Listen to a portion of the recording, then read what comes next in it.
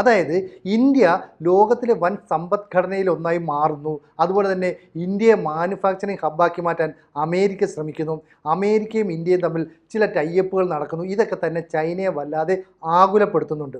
അതായത് ഇത്രയും നാൾ ചൈനയായിരുന്നു ലോകത്തിൻ്റെ മാനുഫാക്ചറിങ് ഹബ്ബെങ്കിൽ അമേരിക്ക ചൈനയ്ക്കെതിരെ ട്രേഡ് വാർ ആരംഭിച്ചു.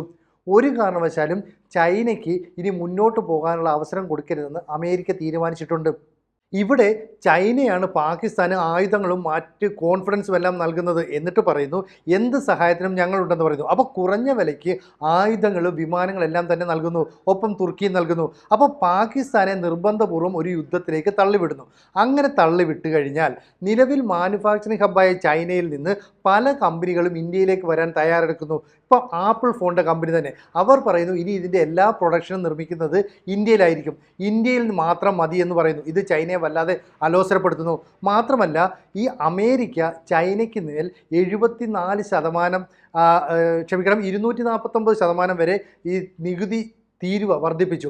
അങ്ങനെ വന്നപ്പോഴാണ് ചൈനയുടെ പ്രൊഡക്റ്റുകളിൽ 74% വിൽക്കുന്നത് അമേരിക്കയിലാണെന്നും അവർക്ക് ഈ പ്രൊഡക്റ്റുകൾ വാങ്ങാനുള്ള അവസരം നിഷേധിക്കപ്പെടുകയാണെന്നും ചൈന തിരിച്ചറിഞ്ഞത്. കൂടുതൽ വാർത്തകളും വിശേഷങ്ങളും നിങ്ങളിലേക്ക് എത്താൻ ABC മലയാളം സബ്സ്ക്രൈബ് ചെയ്യുക, ബെൽ ബട്ടണും അമർത്തുക.